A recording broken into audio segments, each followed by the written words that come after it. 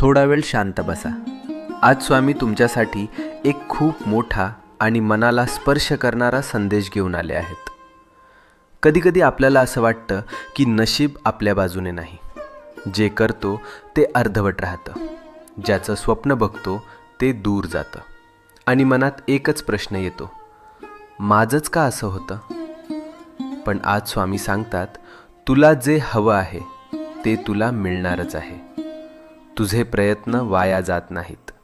तुझं मन दुखतंय म्हणून देव शांत बसलेले नाहीत. ते फक्त योग्य वेळ बनवत आहेत. तुझ्या आयुष्यातून अडथळे शांतपणे दूर होत आहेत.